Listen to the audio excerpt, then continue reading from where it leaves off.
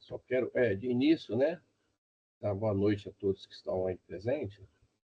E pedir que qualquer dúvida, gente, vocês, na mesma hora, interrompem, façam a pergunta, tá? Porque é um tema que vocês vão utilizar muito aí quando vocês estiverem fazendo a pesquisa.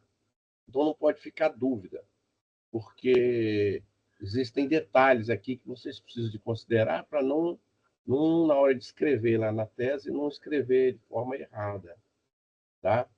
Eu vou colocar os slides agora para que a gente possa ir falando da pesquisa.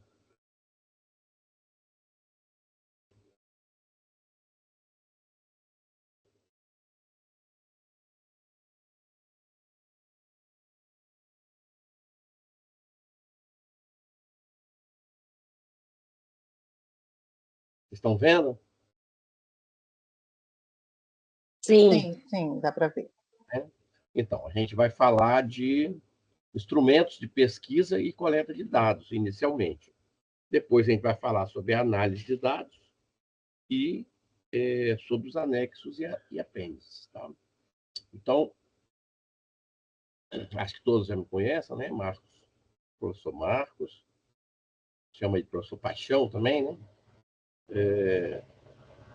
Quando a gente fala de instrumentos de coleta de dados, pesquisa e coleta de dados, nós temos que lembrar que essa é a etapa da pesquisa que a gente vai aplicar os instrumentos que a gente escolheu. Vai ser as técnicas selecionadas para você fazer a sua coleta de dados. Tá? Essa parte é a parte que a gente exige muito rigor, porque a gente não pode ter erros nessa parte. Tá?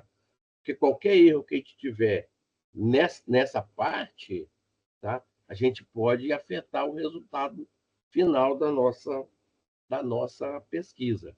Então, temos que considerar como nós vamos fazer essa coleta de dados.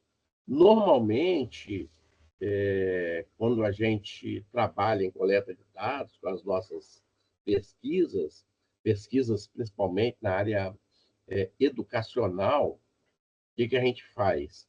A gente faz uma pesquisa normalmente qualitativa, a gente não usa números nas avaliações, na coleta de dados. Então, a gente pode dizer que a gente faz pesquisa qualitativa. 95% das pesquisas na área educacional são qualitativas. E como é que a gente pode fazer essa coleta de dados? Olha, a gente pode fazer uma coleta documental, a gente pode fazer uma observação, a gente pode fazer uma entrevista, a gente pode fazer um questionário, a gente pode fazer um formulário, e a gente pode obter medidas de opinião e de atitude das pessoas. Então, essas seis técnicas aqui, uma delas você vai colocar em sua pesquisa. Tá?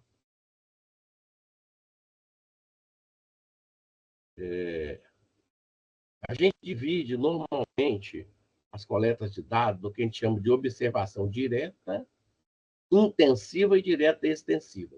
E aí a gente cai em duas etapas aí. Tá? Na primeira, intensiva, são as observações e as entrevistas.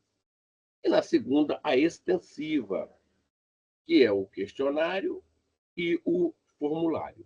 Vamos ver o que é cada uma dessas aqui. O que cada uma fala. O que é uma observação direta intensiva? Tá? A observação, ver, ouvir, examinar fatos ou fenômenos que se desejam estudar. Então, olha só, esse tipo de coleta de dados, você não vai entrar em contato com a pessoa ou com aquele fenômeno que você quer estudar. Nesse tipo de coleta, você só vai ouvir, vai ver as coisas, você vai, vamos botar assim, fotografar, filmar, tá? Então, você não faz o contato direto com a pessoa. Por exemplo, quando você faz uma pesquisa onde você quer avaliar algum comportamento, Você quer avaliar como é que é o comportamento dos aposentados na praça. Aí você vai para a praça e vai ficar observando. Você não vai falar com ninguém, não vai conversar com ninguém. Você só vai observar, ouvir o que eles falam, entendeu? Observar fatos, coisas que acontecem, e você vai anotando. Então, esse também é um tipo de você coletar dados. Você faz coleta de dados observando coisas. E aí você pode fazer uma série de anotações. Quais as vantagens da observação? Você possibilita meios diretos e satisfatórios para estudar uma ampla variedade de fenômenos, ou seja, você pode estudar coisas que você às vezes não pode chegar perto. Eu quero observar como é que as atitudes de animais dentro de um zoológico, por exemplo. Você não precisa ir lá dentro da jaula do leão, não. Do lado de fora você pode só observar. Tá? Exige menos do observador do que de outras técnicas, que ali você vai chegar, vai ficar olhando e vai anotando aquilo que você está vendo. Permite a coleta de dados sobre um conjunto de atitudes comportamentais típicas, que é a principal característica desse tipo de trabalho, desse tipo de coleta de dados. São observações para atitudes, comportamentos. Você quer observar como é que é o comportamento de um paciente com alguma doença no hospital. Aí você vai lá, vai observar. Você não precisa conversar com ninguém, só é observar. Tá? Dependendo da introspecção ou da reflexão, tá? Você vai relatar aquilo que você vê, tá? Aquilo que você vê. Permite a evidência de dados não constantes no roteiro de entrevista ou de questionário, porque se você vai fazer uma entrevista ou um questionário, tem um roteiro. Tá? Nesse caso, não, você não tem roteiro. Nesse caso, você vai ver o que está se passando. Você vai anotar aquilo que você está observando. Tá? É limitado, porque tende a criar, às vezes, impressões favoráveis ou desfavoráveis. Às vezes você está observando e você está lá na praça e alguém vê você observando e fica naquela: o que esse cara está fazendo aqui? O que ele está olhando tanto para a gente aqui? O que a gente tanto está sendo importante para ele? Então, isso pode acontecer da pessoa desviar o foco. Tá? A ocorrência espontânea não pode ser prevista, o que impede, muitas vezes, o observador de presenciar um fato. Então, muitas vezes, às vezes, você está observando um pássaro, tá? E acontece alguma coisa, ele te vê, ele pode avançar, pode correr. Então, isso aí pode desvirtuar aí aquilo que você está vendo. Tá? Fatores imprevistos podem interferir na tarefa, ou seja, você está lá na praça, na hora que você está pegando os dados que você está querendo, começa a chover. Tá? Começa a chover. Ou tem uma briga, ou acontece um fato imprevisto, que vai interferir naquilo que você está querendo, naquilo que você está procurando. Tá? A duração dos acontecimentos é variável, pode ser rápida ou demorada, pode ser que aquilo que você está querendo observar seja rápido, aconteça, você não as espere, ou pode ser demorada demais. Você não pode prever isso aí. Tá? Aspectos da vida cotidiana particular podem não ser acessíveis ao pesquisador, ou seja, algumas coisas que acontecem na vida particular ou alguma coisa que acontece por trás daquilo que você está observando, você não consegue ver, você não vai ter acesso a esse tipo de causa. Né? Já no caso da entrevista, tá? É diferente, porque você aí não é só ver, não, aí você vai entrar em contato direto com o agente, que é o seu entrevistado. Tá? Então, a entrevista nada mais é do que um encontro entre duas pessoas, a fim de que uma delas obtenha informações a respeito de determinado assunto mediante uma conversação de natureza profissional. Tá? Ele é usado na investigação social para coleta de dados para ajudar no diagnóstico ou no tratamento de um problema social. Então, a entrevista é aquela história de você chegar com a pessoa, marcar a pessoa com a pessoa e vai fazer a entrevista. Vai conversar com ela, vai obter informações dela a respeito daquilo que você quer. Logicamente que você tem que fazer uma prévia, marcar previamente. Às vezes a pessoa não está disponível para aquilo que você está querendo entrevistar. Tá? Então, você tem que marcar, tem que ter horário, tem que ter tudo isso aí. Tá? E, normalmente, ele é muito usado na investigação social, porque você entra em contato diretamente com a pessoa que você quer coletar dados. Então, normalmente, é trabalhado em termos social. Exemplos de entrevistas que a gente pode ver nas escolas, na orientação educacional.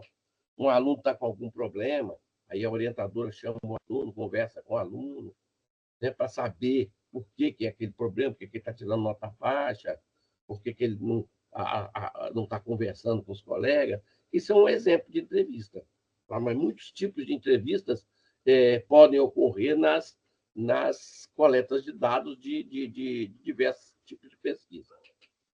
O objetivo dessa entrevista: obter informação dos entrevistados sobre determinado assunto ou problema na linguagem perspectiva do entrevistado, ou seja, em suas próprias palavras.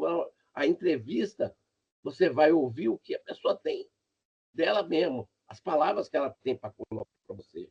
Sempre lembrando, gente, que se você for considerar aqui quem é o conhecedor do assunto, é quem você está entrevistando. Tá? Então, tem que escutar ele com atenção, tá? A narrativa que ele tem, sem interferência, deixar ele falar, conquistar a pessoa que você vai entrevistar primeiro, porque muitas vezes ela não vai responder aquilo que você está falando, está querendo. Muitas vezes são perguntas que ele não vai querer responder. Tá? Então, para facilitar que você possa fazer essa entrevista e você possa obter todos os dados, tá? Alguma ferramenta você pode coletar, tá? Para isso aí. Então, por exemplo, gravação de áudio ou de vídeo. Tá? Essa essa é muito comum hoje, você pegar, gravar com telefone de celular, filmar com celular os fatos que estão ocorrendo, tá? Gravar a entrevista, porque às vezes você não consegue anotar tudo. Você pode também fazer anotação em cadernetas, computadores, computador de bolso, pode fazer, mas isso já está sendo mais difícil, fazer essas anotações. Tá? O que muitos têm utilizado é o ditado digital. Esse ditado, a pessoa vai falando, tá? E ele vai escrevendo aquilo, como se fosse na televisão, quando você filma embaixo, ele põe a escrita daquilo que está sendo falado. Né? Aí, no caso, você tem que programar para o ditado digital ir sendo copiado e sendo arquivado ali dentro, senão você perde aquilo que tem ali. Muito usadas as fotografias, tá? As fotos são importantíssimas, porque vocês vão fazer o trabalho, na hora que vocês forem fazer lá os resultados da sua tese, você vai botar as fotos da sala de aula que você fez a pesquisa, do colégio que você fez a pesquisa, se foi em algum hospital, se foi em algum lugar, você vai colocar as fotos. É muito importante isso aí. Principalmente se você for pegar parte dessa pesquisa sua e publicar, levar para algum congresso, apresentar em banner. Né? Então, é muito importante no banner você colocar as fotos, colocar as imagens que você tem do seu trabalho. Tá? Simulações ou programa de computador para interagir com o entrevistado. E aí acontece muito agora que você está fazendo entrevista online. Quem está fazendo nosso curso aqui online, né? Então, você conversa com a pessoa e a pessoa, no computador ou no celular, você está vendo, está conversando, e, ao mesmo tempo, você vai gravando a entrevista. Você vai utilizando-se da informática, dos programas que existem hoje, né? Da evolução da informática, para você fazer isso aí, você guardar. Tá? As entrevistas, a gente fala assim, que ela pode ser estruturada, que é uma entrevista fechada, pode ser semi-estruturada ou não estruturada, que é uma entrevista aberta. Vamos ver o que é isso que nós estamos falando aqui. Tá? A entrevista fechada. O entrevistador realiza seu trabalho baseando-se em um guia de questões específicas sujeitas exclusivamente a ele. Então, a entrevista estruturada, você vai fazer um questionamento, um relatório, uma relação de perguntas, tá? Você vai chegar para a pessoa e vai perguntar, e ele simplesmente vai responder, e você vai anotando as respostas. Você vai gravando, só que você vai se basear somente naquelas perguntas. A gente vê muitos trabalhos aí, muitas dissertações que as pessoas fazem a entrevista e aí é relatado aquilo que ele escreveu, aquilo que foi a pergunta. Mas você não dá abertura para que a pessoa mude o assunto ou crie algum fato novo em cima daquela pergunta. Então, a gente chama de entrevista estruturada fechada quando o entrevistador tem uma relação de perguntas, ele vai fazendo as perguntas, a pessoa vai respondendo e você simplesmente vai anotando aquilo que ele escreveu. A semi-estruturada, você tem um guia de perguntas, tá? Você tem um guia de perguntas, mas de acordo com as respostas que você vai tendo, então você tem liberdade de introduzir algum tipo de questão para melhorar os conceitos que você teve, você vai melhorar as informações que você teve. Então, nesse caso de semi-estruturada, é uma entrevista que você faz uma relação de perguntas e, de acordo com as respostas que as pessoas vão dando, de acordo com aquelas respostas, você pode desviar daquelas questões, introduzir alguma pergunta, que foi algo que a pessoa respondeu e que, para você, foi de grande interesse, esse tipo de coisa. Tá? Então, é uma entrevista que você tem um pouco de liberdade. Tá? Diferentemente da não estruturada, que a gente chama de aberta. A pesquisa aberta, tá? Você não tem uma lista de perguntas. Você fundamenta num guia geral, com assuntos que o pesquisador tem toda a flexibilidade para poder mudar, para dirigir ela, para fazer o que ela quer.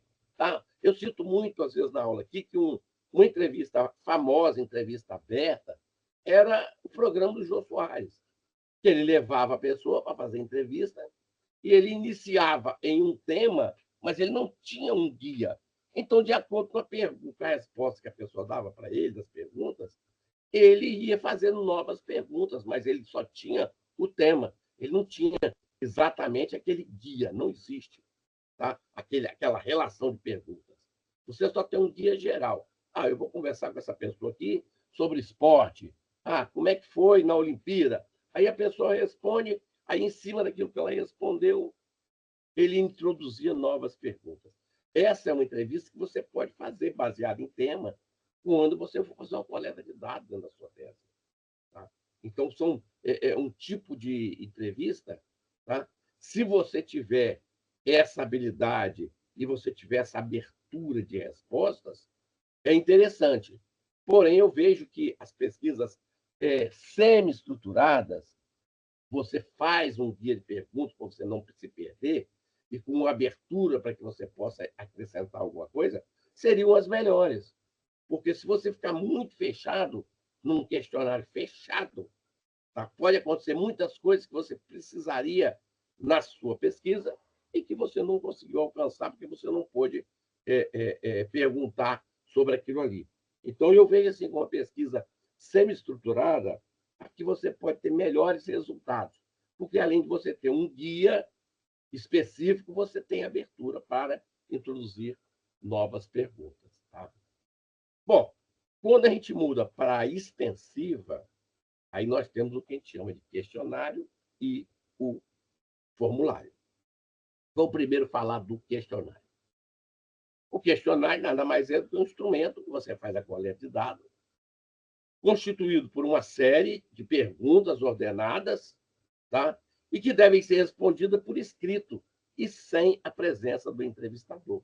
Então, quando você faz um questionário e você entrega um questionário, você não fica presente ali, você não está ali presente.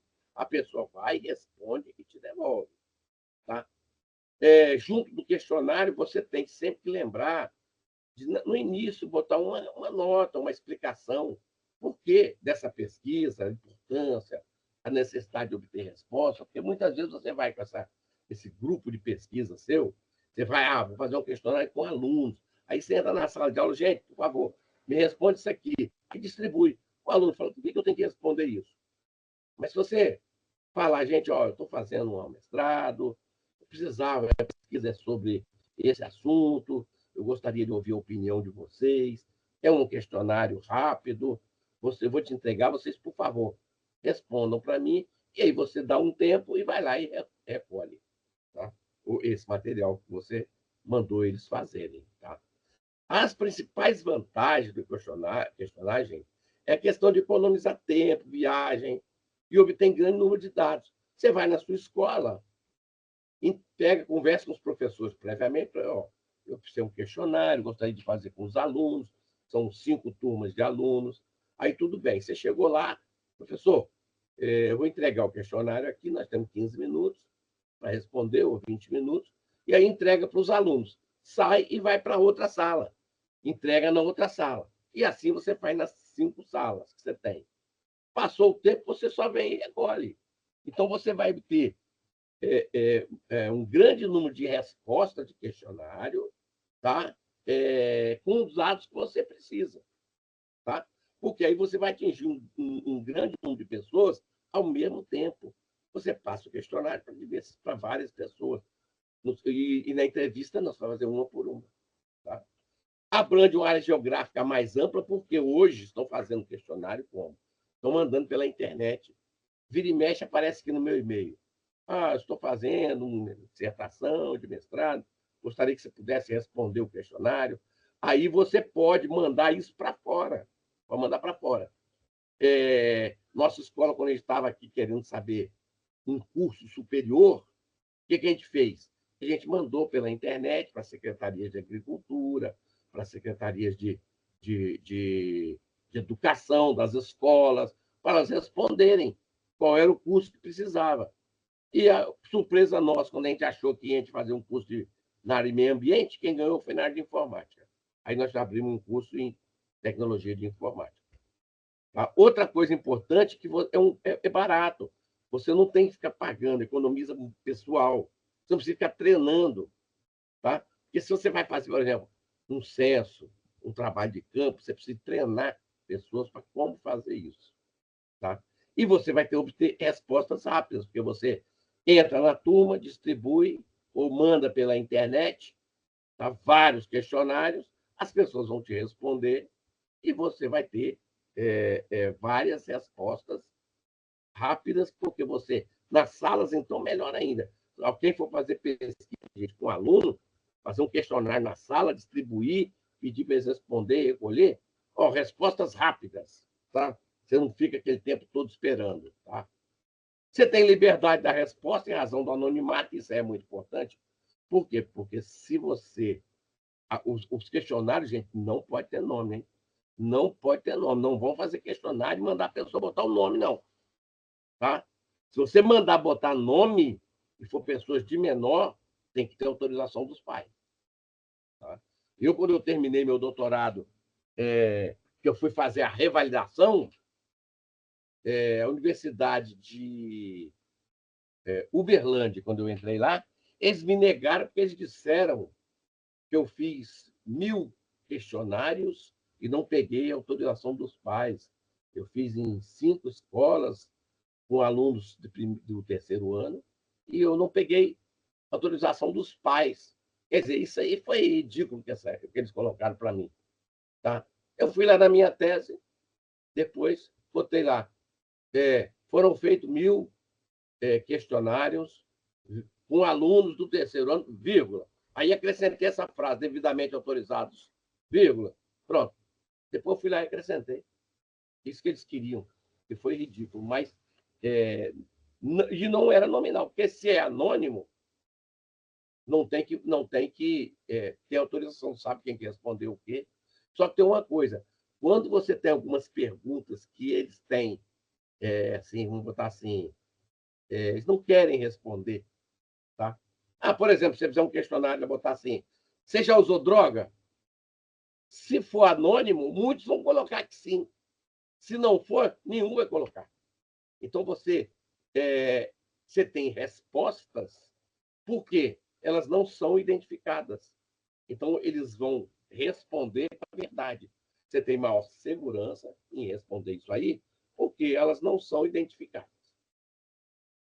Há menos risco de distorção, porque o pesquisador não está presente, tá? Então, você não vai poder conduzir, dizer o que você quer ali. Às vezes, o pesquisador pode interferir na resposta, tá?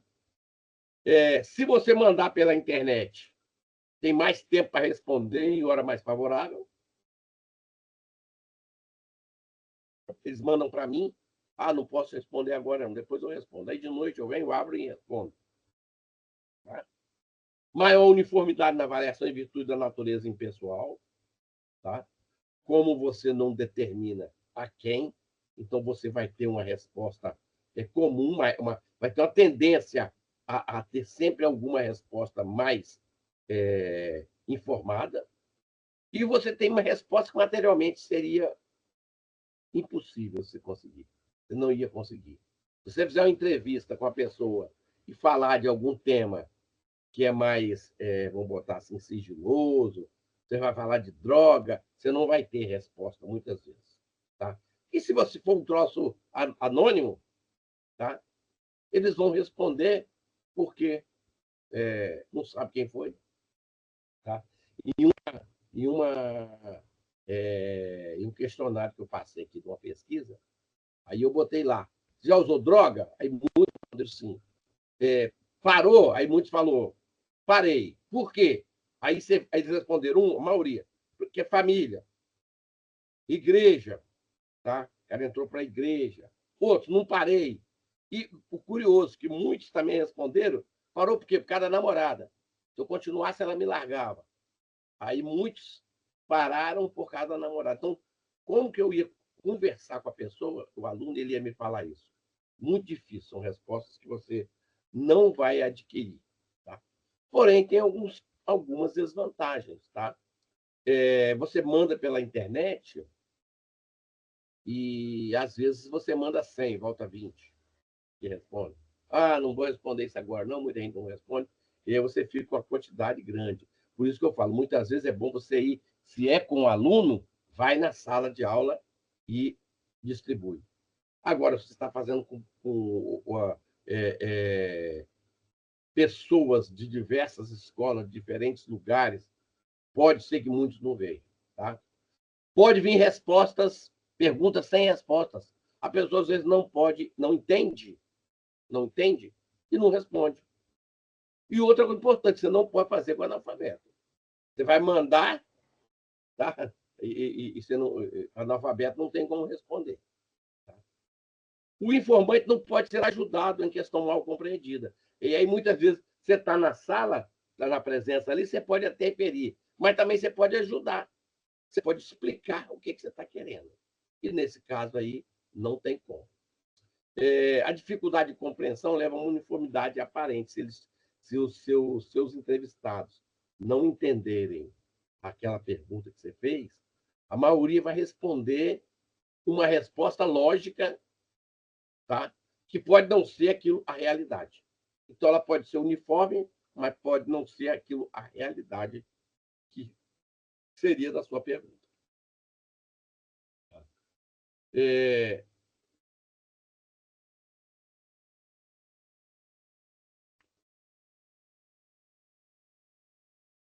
Passou duas, vou voltar. Na leitura de todas as perguntas, antes de respondê-la, pode uma questão influenciar a outra. Ou seja, se alguém for responder primeiro, ler tudo, ele pode responder uma primeira baseado numa quinta, sexta questão. Se ler uma a uma, pode ser que não. Tá? E se você manda pela internet, a devolução tardia pode prejudicar seu calendário. Estou programando fazer tudo em novembro, agora em dezembro eu já faço minha análise de dados. Aí não chega. Você mandou 100, chegou 10. Como é que você vai fazer uma análise de dados? Aí daí a pouco chega outro, aí daí a pouco chega outro. Aí você tem que estabelecer pelo menos 30%, no mínimo 30%. Né? Os dados educacionais, eles são limitados a pelo menos 30% da população. Então, você não tem como, tem que esperar. Tá? Conhecimento das formas que foram preenchidas torna difícil o controle e a verificação. Por que isso aí? Porque nem sempre quem está ali foi quem respondeu. Ah, você mandou para um aluno. Aí o menino não está entendendo. Mãe, me ajuda aqui a responder isso aqui. Aí, na verdade, quem responde é a mãe, não o menino. Então, nem sempre aquela pessoa que você pretende que seja vai ser o que vai responder. Porém, quando você aplica ele, você, em sala de aula, com professores ou com alguma coisa, aí você sabe com certeza que quem está respondendo é o seu alvo ali, tá? É o seu público-alvo. E você tem que ter um universo mais homogêneo, ou seja, não escolham para a entrevista, se você trabalhar com alunos, aluno de primeiro, de segundo, de terceiro, não, procure uniformizar isso aí. Trabalhe com uma turma, porque você trabalhando com uma uniformidade. O aluno do primeiro ano e o aluno do terceiro, o aluno do ensino médio, né? Ou o aluno do fundamental, eles vão ter muitas diferenças, vamos botar assim, em conhecimento para poder responder o seu questionário. Então, tem que ter um universo bem mais homogêneo e que atenda aquilo que você está querendo. Bom, decidimos que vamos fazer um questionário. Tá? Como que a gente vai elaborar esse questionário? Deve ser limitado em extensão e em finalidade. Se muito longo, causa fadiga e desinteresse. Se curto, corre o risco de não fornecer suficientes informações. Então, não adianta. Por que eu falo aqui? Porque cada pergunta vai gerar um gráfico dentro da sua tese. A cada pergunta que você fizer, você vai ter que, na análise dos dados, fazer um gráfico. Você vai relatar a pergunta e dizer o que foi apresentado por gráficos. Tá? Existem formas de você minimizar isso aí com tabelas. Mais para frente, nós vamos falar de análise de dados e vamos ver como é que a gente faz uma tabela. Mas não podemos fazer um questionário muito grande. A gente fala aqui que a média, 20 perguntas. Tá? Para que em 15 minutos a pessoa responda, no máximo 5. Tá? Máximo limite 30 minutos. Ideal é entre 15 e 25. Porque senão vai ficar muito chato. As pessoas não querem responder, não querem ficar gastando tempo com isso. Tá? Outra coisa importante é você saber como colocar essas perguntas suas no papel para entregar. O aspecto material e estética tem que ser observado. Tamanho, facilidade de manipular, espaço suficiente para a resposta, disposição dos itens de forma a facilitar você depois tabular os dados. O que você vai ter que fazer? Você vai ter que contar. A pergunta 1 tinha 5 respostas. Quantos responderam a 1, quanto a 2, quanto a 3, quanto a 4? Você vai ter que tabular isso depois. Então, é importante você ter esse conhecimento para você facilitar para você. Outra coisa importante é o que a gente chama de pré-teste, gente. Sempre que você fizer o questionário, pega esse questionário, pega aí, vou fazer com os alunos. Pega uns 2, 3 alunos aí, manda ele responder. Uma pequena população escolhida que tem essas características, mas que não vai ser alvo do estudo. Para quê? Para saber se eles vão responder tudo. Porque se eles tiverem dúvida em alguma resposta, você vai poder consertar isso aí. Então, você pega seu questionário, antes de ir na turma, aplica ele para 2, 3 pessoas, pede lá 2 alunos, 2 colegas, faz isso aí. Aí, se eles tiverem alguma dúvida, é onde você pode corrigir, para não criar dúvidas futuras. Tá? E outra coisa que é exigida, e vocês têm que colocar na tese, tá? É a validação do questionário. Você aplicar questionário, ele tem que ser validado. Validado por pessoas que tenham conhecimento. Então, tem que ser validado por pelo menos 3 doutores. Tá? Então, você preparou seu questionário, fez o pré-teste, mostrou para os alunos, está tudo bem. Tudo bem. Então, você pega agora, manda para um colega seu que já é doutor, professor, dá uma olhada no meu questionário aqui. Ele vai ler e vai fazer algum tipo de correção pela experiência que ele tem, pelo trabalho que ele já passou, e vai te dizer, olha, aqui você pode mudar, aqui não. Tá? E depois você vai consertar aquilo que eles pediram e você vai descrever na sua tese que o seu questionário foi validado por 3 doutores. Tem gente até que cita os nomes, doutor tal, os três professores, ou 3 doutores que têm experiência na área e que validaram esse questionário seu. Então, você aplicou um questionário, não foi porque você queria aplicar aquilo, não. Você teve uma orientação. Alunos fizeram e mostraram que ele está bem, está bom, e doutores fizeram a validação, dizendo que você pode aplicar aquele questionário. Tá? Como que são essas perguntas que você vai colocar nesse questionário seu? Nós temos 3 tipos de pergunta: aberta, fechada e a pergunta de múltipla escolha. A pergunta aberta, também chamada livres ou não limitadas, permite ao informante responder livremente, com a linguagem própria e emitir opinião. Então, a pergunta aberta é o que você acha disso? Como é que você faria isso? Você gostaria de fazer isso aqui? Aí a pessoa responde. Então, você vai ter respostas que você vai catalogar ela, mas assim, tentando dividir elas de acordo com as respostas. Essas perguntas abertas, elas são muito bem, são mais utilizadas quando você tem uma clientela pequena. Eu quero fazer um questionário com professores da minha escola. Tá? A escola tem 15, 20 professores. E aí, muitas vezes, você pode abrir para saber a opinião de cada um. Tá? Agora, a gente presta atenção. Uma vez eu tive um fato de um aluno que falou: eu quero fazer um trabalho na área de educação física. Vou fazer entrevista com os professores de educação física. Falei, quantos professores você tem? Só tem um. Falei, não, não dá. Como é que você vai fazer um questionário com uma pessoa? Quer dizer que ele é o dono do mundo, ele que responde tudo? Não. Você pode tratar de pegar aí mais escola, pelo menos 5 escolas. Aí teve que. Não pode fazer só na escola dele. Porque só tem um professor, educação física. Aí o outro tinha 2 professores, o outro tinha mais 2, o outro tinha 1, a outra tinha 3, aí tudo bem. Agora, por quê? Você vai querer dizer que tudo que esse cara responder é a verdade. Não pode. Tá? Não pode. Então, se você for fazer com 10 professores de diferentes áreas, tudo bem. Faz as perguntas, eles vão botar o que eles pensam e você depois vai catalogar aquilo que eles escreveram. As perguntas fechadas, também denominadas limitadas, alternativas fixas, tá? São aquelas que o informante escolhe sua resposta entre 2 ou mais opções. Então, normalmente, sim, não, talvez, provavelmente. Tá? Por exemplo, eu fiz aqui uma pesquisa com alunos. Você quer fazer uma pós-graduação? Aí muitos falaram sim. Outros falaram não, quero trabalhar. E outros falaram, depende, professor, porque eu não tenho condição. Se eu tiver bolsa, eu vou. Se eu não tiver bolsa, eu não vou.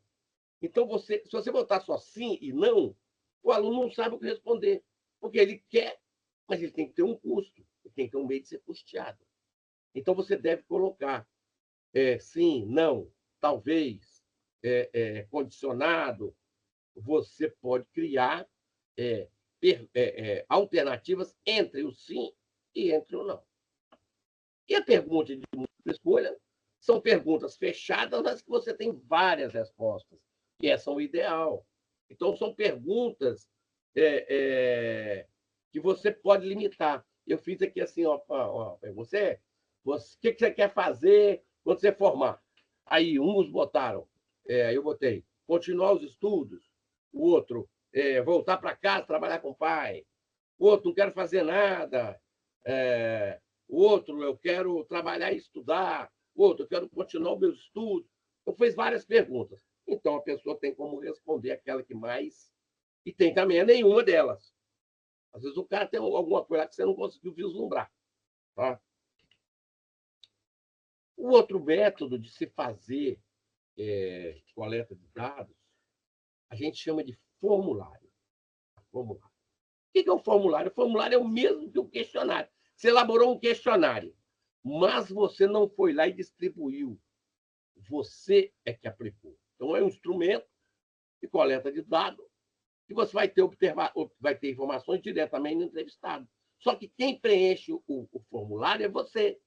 Então, o preenchimento é feito pelo próprio investigador, à medida que ele faz as observações, ele vai fazendo as perguntas e tem as respostas. Então, você não entrega o questionário. É como se fosse uma entrevista fechada. O formulário ele é bem parecido com uma entrevista fechada. Você vai na frente da pessoa, faz a pergunta, qual que você quer que responda. Nesse caso, você até pode fazer com uma pessoa que tem dificuldade de leitura, porque ele vai responder, você vai passar, ele vai responder, e você que vai marcar. Tá? Você que vai marcar.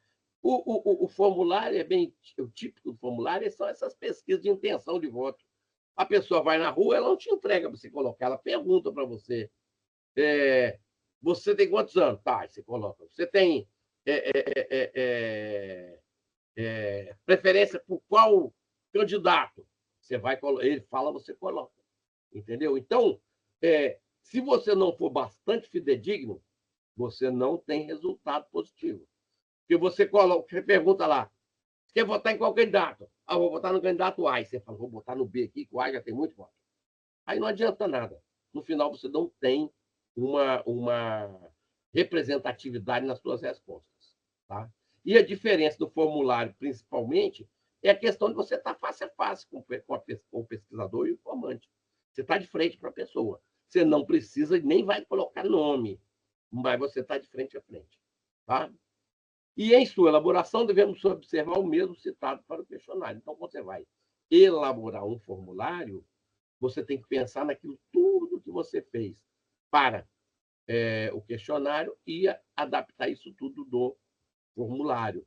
Então, o formulário só diferencia porque no questionário você entrega e no formulário você não entrega para respostas. Tá? E quem são essas fontes de dados sua? Tá? Olha só, gente. Muitas vezes você tem que escrever isso na tese. Nós temos fontes primárias e fontes secundárias. Da onde a gente tira nossos dados? De onde a gente coleta dados? Tá? A gente chama de primária, constituído de textos originais com informações de primeira mão. Então, por exemplo, se você vai no campo e faz uma coleta de dados, você coleta de dados com o aluno, você coleta de dados, faz uma coleta na praça. Então, isso é primeira mão. Você fez a coleta, então a gente chama isso aí de fonte primária. E a fonte secundária são aquelas que você coleta de alguém que fez aquilo. Constituído da literatura, documentos, tá? Aquilo que você coleta de alguém que fez. Então, por exemplo, o cara fez a coleta de dados lá e colocou lá que a religião católica é a religião que tem maior número de adeptos. Aí você vai lá na sua pesquisa, estou fazendo uma pesquisa sobre religião, e aí eu vou colocar que a fonte a religião católica é que tem maior adepto. Você pegou um dado que foi coletado de outra pessoa, né, chamado fonte secundária, viu, gente? Na hora que vocês forem escrever lá, vocês vão colocar. Minhas fontes primárias são essas, minhas fontes secundárias foram essas fontes, tá? Você vai colocar ela de acordo com o que você coletou. Gente, alguma dúvida, alguma pergunta sobre o que nós falamos de dados? Bom, já que nós coletamos nossos dados, vamos analisar nossos dados. Vamos partir para a segunda etapa. Coletamos, estamos com aquele monte de papel, aquele monte de coisa de coleta de dados. Vamos fazer a nossa análise de dados. Tá? O que é, na verdade, uma análise de dados? É uma representação da aplicação lógica dedutiva e indutiva do processo de investigação. É você pegar aquilo que você coletou e mostrar, botar no papel para as pessoas verem. Tá? Vamos ver o que é que eu consegui nesse tempo de pesquisa que eu fiz. Tá? Olha só, gente, muito importante, tá? Você ser fidedigno, disso aí. A importância não está em si mesmo ali, proporcionar respostas. O que você quer ali é respostas fidedignas à sua investigação. Tá? Então, a importância não está em si mesmo, mas em proporcionar respostas às investigações. É na análise de dados que você tem respostas à sua coleta de dados. Tá? Aspecto que pode comprometer o êxito. Gente, na hora que você vai coletar seus dados, tá? Confusão entre afirmações e fatos. Tá? Aquilo que você coletou, tá? Cuidado, porque muitas vezes é um fato, não é uma afirmação. Não afirme aquilo que foi coletado se você não tem certeza. Bom, mas a pessoa falou aqui, tudo bem, é um fato. Mas não afirme, porque não é um dado efetivo. Pode ser ou não. Incapacidade de reconhecer limitações. Saibam que nós todos somos limitados. Se você tem dificuldade em alguma interpretação, procure alguém que possa te ajudar. Tá? Outro aspecto é a tabulação descuidada e incompetente. Gente, fazer tabulação errada, usar estatística errada e erro de cálculo é imperdoável.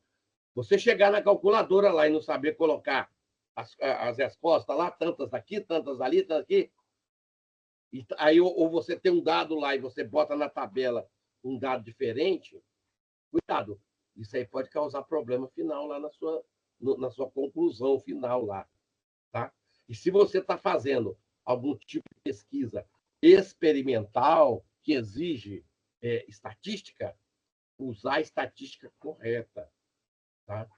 Na área educacional, a gente faz muito pouco pesquisas experimentais. As nossas pesquisas são, a maior parte, exploratória, tá? Maior parte exploratória. Marquem isso, tá? Se você faz um questionário, uma entrevista, ela é exploratória, tá? Cuidado quando você coloca estudo de caso, porque estudo de caso tem que ter um caso, e a maioria das pessoas colocam um estudo de caso sobre algum fenômeno, mas se você não tem caso, porque não aconteceu ainda, e o estudo de caso está respondendo a alguma coisa que aconteceu, e você quer saber o porquê que aquilo aconteceu. Então, o estudo de caso está baseado nisso. Cuidado quando você escreve estudo de caso. Tá? Estudo de caso tem que ter um caso. Aconteceu alguma coisa, você quer saber o porquê. Senão, não é estudo de caso. Ah, não, eu quero saber por quê ou como isso aconteceu, ou o que está acontecendo. Eu quero saber o que está acontecendo. Exploratório. Vamos explorar um fenômeno. E as nossas teses são, na grande parte, exploratórias. Algumas descritivas, tá? Algumas descritivas, e um estudo de caso, ele é uma pesquisa que se enquadra dentro da área de pesquisa descritiva, porque vai descrever o que aconteceu, tá? Ou você vai descrever um fato, ou você vai descrever um fenômeno, porém você não vai fazer questionário, então a pesquisa descritiva não tem questionário, e você está descrevendo alguma coisa, tá? Vamos olhar isso aí. Cuidado quando vocês forem fazer a sua pesquisa e colocar o tipo de pesquisa errado. Tá? Não podemos ter erro de cálculo e nem defeitos de lógica. Tá? Cuidado que as coisas têm que ter uma certa lógica. Não dá para você descrever uma coisa e relatar outra. Parcialidade inconsciente do investigador. Olha, gente, quem está investigando tem que ser imparcial, tá? Tem que ser imparcial, não pode ficar colocando aquilo que ele quer, não. É o que ele achou. Porque outras pessoas estão fazendo pesquisas semelhantes e podem achar coisas bem diferentes de vocês e acaba vocês não tendo lógica naquilo que você descreve. Tá? E aí a gente fala que é muito importante a questão da imaginação. Para toda pesquisa começa numa imaginação. Você imagina alguma coisa e ali vem o problema da sua pesquisa. Tá? Por isso que o problema da sua pesquisa é sempre uma interrogação, sempre uma pergunta. Aí você imagina alguma coisa, você pensa em alguma coisa. Gente, por que está acontecendo aquilo? O que é aquilo que está acontecendo lá? Tá? Aí você quer saber. Então vou pesquisar. Né? Vou pesquisar. Todo ano na minha cidade, no mês de janeiro, da enchente. Por que será que isso acontece todo ano, no mês de janeiro? Ó, estudo de caso. O que acontece? Um caso. Todo ano tem enchente. Tá? Todo ano tem enchente. Aí eu quero saber por que todo ano tem enchente. Pronto. Agora, vários locais estão acontecendo enchentes. Vamos fazer um estudo exploratório. Vamos saber onde que está acontecendo enchente, onde não está, tá? Em que época do ano está acontecendo. Vamos explorar um fenômeno. Mas tudo vem da imaginação. Então, a falta de imaginação, tá, faz com que você não consiga fazer o seu relato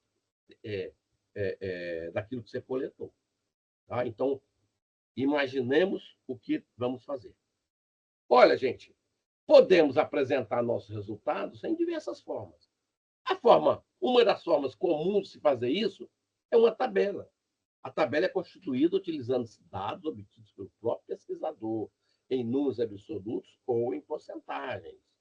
Tá? Exemplo de tabela. Olha, eu fui fazer uma pesquisa sobre matrícula dos alunos em uma sala. Tá? Bom, toda tabela, gente, tem que ter uma numeral. Tabela 1. Não existe tabela 01, hein? 01, 02, 03. Não existe. Isso é erro. É tabela 1, tabela 2, tabela 3. Espaço, travessão, título da tabela. Dados dos alunos de uma sala. Não tem ponto final, hein? Vocês não vão me botar ponto final em título. Nem título da tese, nem título da tabela, nem título do quadro, por favor. Não vamos fazer isso. É errado. E a tabela, ela só tem 3 linhas. Ela não tem divisões. Ela tem a primeira linha, a segunda linha e a última. Tá? Então, ela é totalmente sem linhas. Tá vendo? Olha, eu fiz uma pesquisa. Queria saber as matrículas. Aí, na primeira semana, nós tínhamos um mês de matrícula aqui. Primeira semana, 4 alunos matriculados. Na segunda semana, 10 alunos. Na terceira semana, 18 alunos. Na quarta semana, 30 alunos. Aí, depois, eu queria saber a idade média. Olha só outra coisa, gente. A identificação daquilo que você quer não vai dentro da tabela, vai fora. Então, a idade média é em anos, então vai ali. Então, na primeira semana, tá, a idade média dos 4 alunos que matricularam era 15 anos. Na segunda semana, a idade média foi para 16. Na terceira semana, eu tinha 18 alunos matriculados e uma média de 17 anos. Na quarta semana, foi quem matriculou os de menos idade. Ou seja, eu tinha 30 alunos matriculados e a média de idade deles era de 15 anos. Tá? Aí eu queria saber quantos homens e quantas mulheres. Eu botei aqui mulheres. Na primeira semana, dos 4 a 2 eram mulheres. Na segunda semana, dos 10, 16 eram mulheres. Na terceira semana, dos 18, 10 eram mulheres. Na quarta semana, dos 30, 16 eram mulheres. Ou seja, ao final, eu tive 30 matrículas, com uma média de idade de alunos de 15 anos, onde 16 eram mulheres. Pronto, está feita minha tabela. Só que lá na BNT fala, todo quadro, toda tabela, obrigatoriamente tem que ter a fonte. Então, vocês vão colocar ali fonte, dados do autor, por coisas que eu coletei, por coisas que eu pesquisei. Então, eu peguei, pesquisei, botei numa tabela, tá? Botei numa tabela e botei lá fonte, dados do autor. É minha tabela, eu que apresentei isso daí, tá? Agora, não podemos confundir a tabela com o quadro. O quadro é elaborado tendo por base dados secundários, isto é, obtido de outras fontes, BGE, livro, revista. Então, o quadro, gente, no título tem tudo que a tabela tem. Quadro 1, porcentagem adeptos das religiões da população brasileira entre jovens. Fonte, lá embaixo, Censo Demográfico 2020, do IBGE.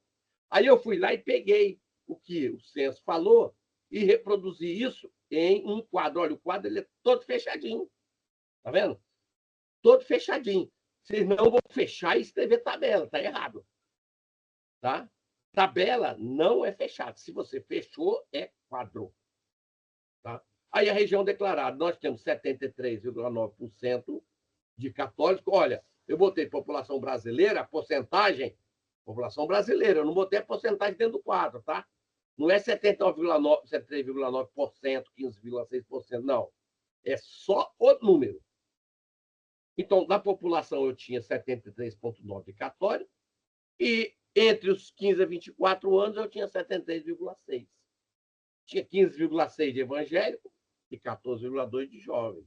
1,3% de espírita, 1,1% de jovem, da Umbanda e do Candomblé 0,3%, e outras religiosidades 1,6% e 1,7%. Esses foram os dados que eu coletei, botei num quadro e botei a fonte. E isso foi coletado no IBGE. Tá?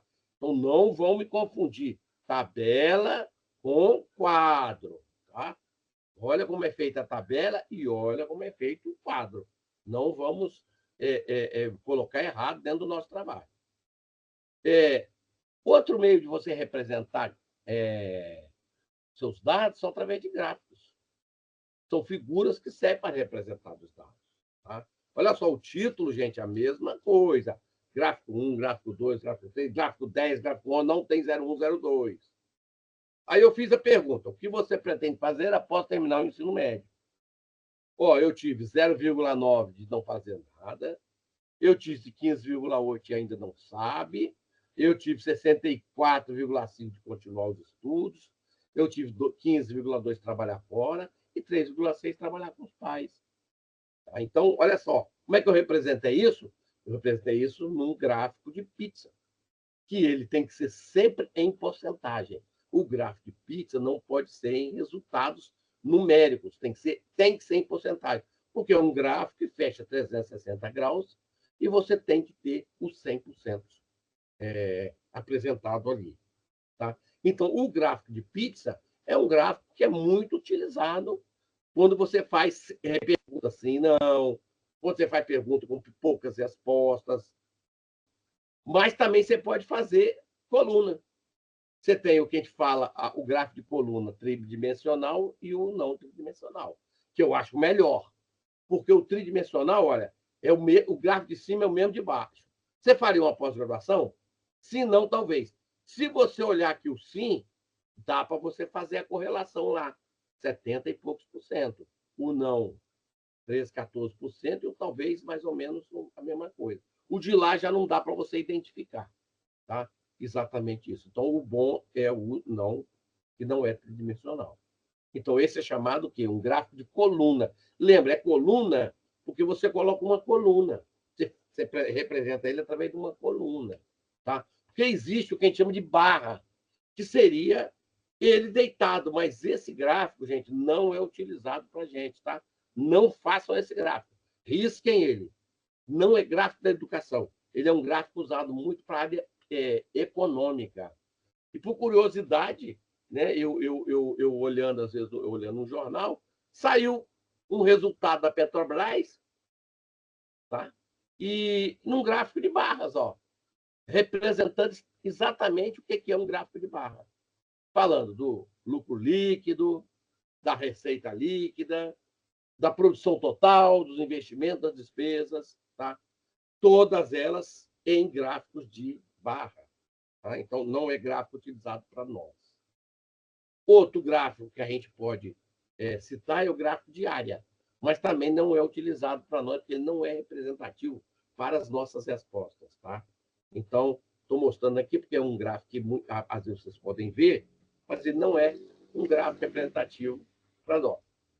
E esse também pode ser usado, que é o gráfico de rosca, que nada mais é do que um gráfico tipo pizza.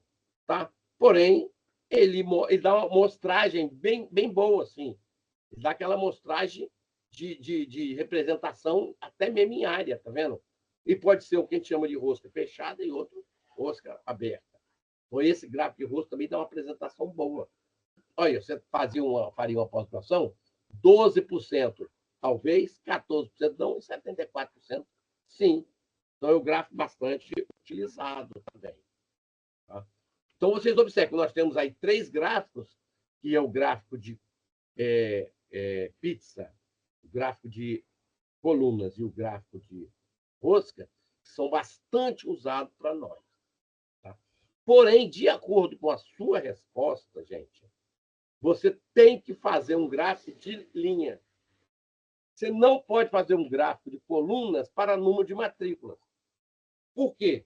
Porque ele são dados. Você não teve matrícula num único dia. A não ser que você fizer assim: matrícula no dia 1º, número de matrícula no dia 10, número de matrícula no dia 20. Aí isso pode ser.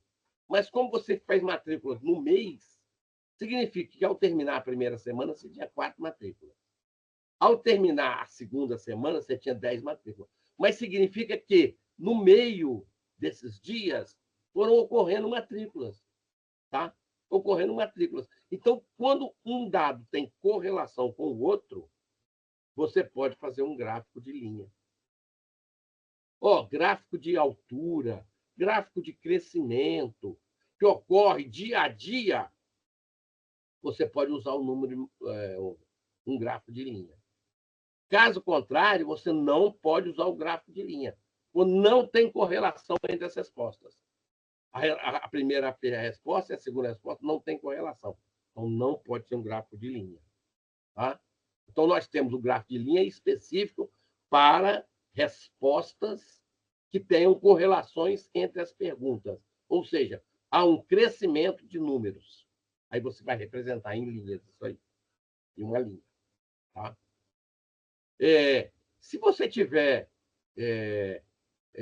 uma pesquisa que você vai fazer, tá?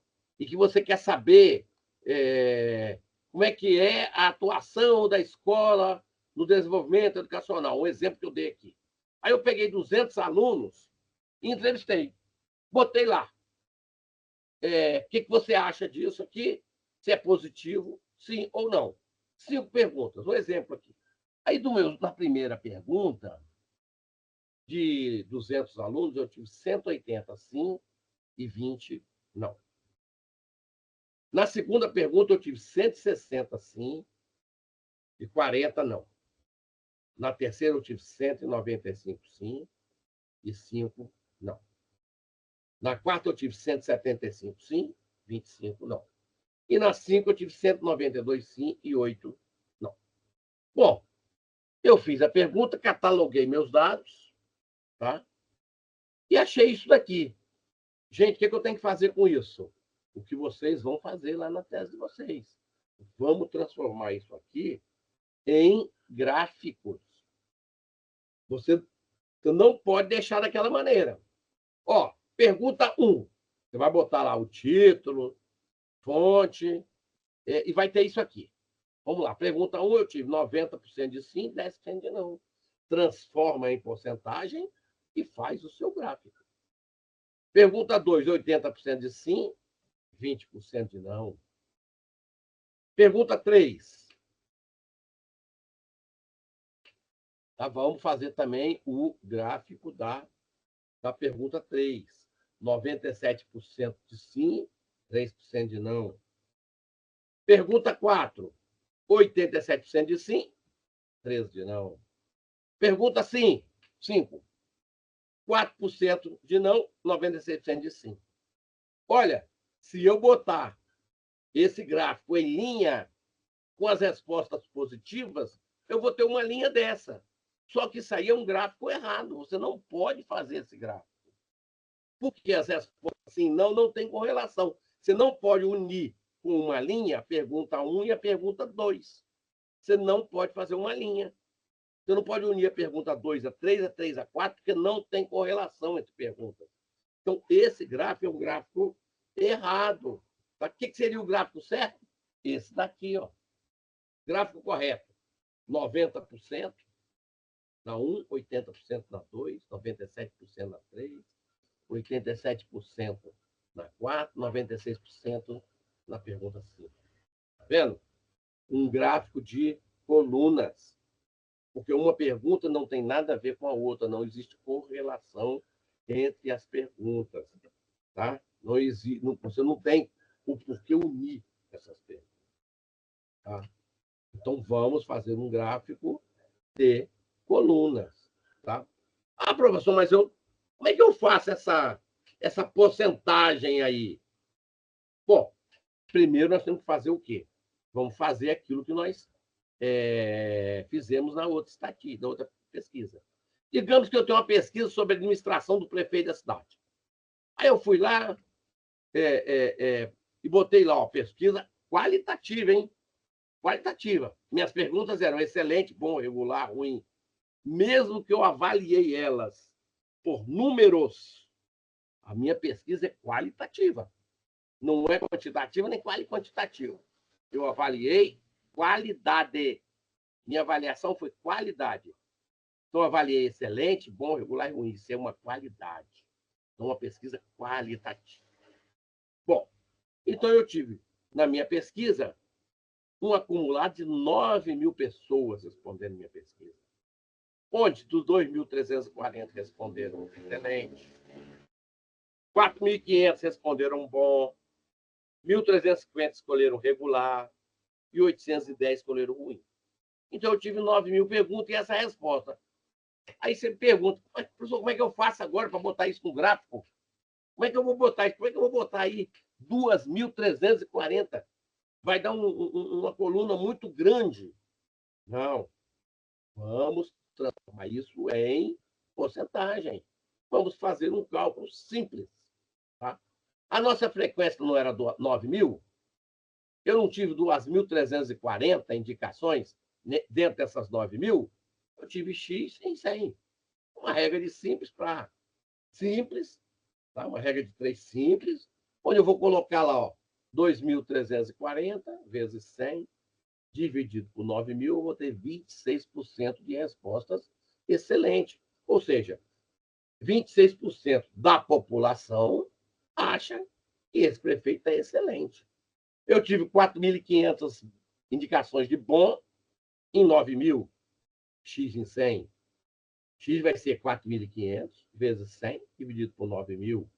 Ou seja, 50% de bom. Ou seja, 50% da população considera esse prefeito como um bom prefeito. Tá? É uma regra de 3 simplesinha que eu achei aí. Ó. 26% de excelente e 50% de bom. Tá? Vamos seguir para o regular. Regular. Cadê que o slide? Ó, uma frequência de 9.000, eu tive 1.350 indicações em 9.000, X em 100. Sempre em 100. 1.350 vezes 100 dividido por 9.000, 15% de irregular. Então, eu tive 15% dessa população considero esse prefeito regular. E 810 ruins em 9.000, X em 100, ou seja, 810 vezes 100, dividido por 9.000, eu tive 9% de ruim. Ou seja, essa 9% da população considera que está ruim. Tá? Está ruim. Aí eu quis botar isso aí num gráfico de linha. Não posso. Olha lá, excelente, bom, regular e ruim. As respostas não são correlacionadas uma com a outra. Não existe correlação entre as respostas. Então, esse gráfico de linha não pode ser feito para esse tipo de trabalho. Os trabalhos qualitativos não pode ser feito gráfico de linha. Não pode. Olha o gráfico certo? Um gráfico de colunas, onde eu tenho o excelente 26%, 50% de bom, regular 15%, 9%. Outra coisa, gente, temos que obedecer à ordem. Não é porque o bom deu 50%, eu vou botar o bom no início, não. A minha ordem foi excelente, bom, regular e ruim. Então, do gráfico, temos que obedecer essa ordem. Excelente, bom, regular e ruim. Vamos obedecer a ordem. Esse é o gráfico certo. Professor, mas só pode fazer esse? Não. Nesse caso, nós podemos fazer o gráfico de pizza. onde nós temos 26% de excelente, 50% de bom, 15% de regular e 9% de ruim. Aí dividido na pizza, tá vendo? Mas também na ordem, hein, gente? Também na ordem. Excelente, bom, regular e ruim. Temos que obedecer essa ordem, tá? Temos que obedecer essa ordem para apresentar nossos dados. Então, a nossa apresentação de dados, obrigatoriamente, lá quando a gente fizer lá resultados e discussão, vocês vão ter que fazer tudo isso aqui. Você não vai colocar lá na sua tese, você não vai colocar aqui o cálculo que você fez aqui, ó. Esse cálculo, não. O cálculo não aparece, não. Você vai fazer esse cálculo e vai jogar lá, tá? Dentro do gráfico que você prefere. Se esse gráfico de colunas ou do gráfico de barras, tá? Então, vamos obedecer esse critério. Então, a cada pergunta que você faz, tá? Você vai fazer um gráfico. Por isso que você não deve fazer uma quantidade muito grande de perguntas. Mas também uma quantidade pequena pode não te dar resposta. Então, você tem que estabelecer um número de perguntas na sua coleta de dados que você possa, na hora de analisar e apresentar os seus dados, que você vai ter que escrever lá. Em relação à pergunta 1, aí você faz a pergunta 1 foi em relação ao sexo. Quantos homens, quantas mulheres? Aí apresenta o gráfico. 50% de homens, 40% de mulher, 40% de homens, 60% de mulher. Aí você bota o gráficozinho lá. Então, para toda pergunta que você fizer, um gráfico tem que aparecer para você poder apresentar esse resultado. Depois que você apresentou, olha, gente, primeiro você discute e depois você mostra o gráfico. Então, se você for falar do gráfico, você vai falar lá, tivemos 50% de homens, 50% de mulher. Tá? Essa é 70% de mulher e 30% de homem. Aí você vai discutir isso aí. Normalmente, esse resultado ele é feito porque trata-se de um curso que tem preferência pelas mulheres e tal, tal, tal. Depois que você discutiu, você bota o gráfico. Nunca você vai botar o gráfico e discutir, gente. É errado. O certo é discutir e depois colocar o gráfico. Tá? Dúvidas, gente? Perguntas sobre isso? Alguém tem alguma pergunta que gostaria de saber sobre essa questão da apresentação? Que vocês vão ter que fazer isso aí mesmo, não tem como correr. Tá? Vocês vão ter que apresentar isso aí. E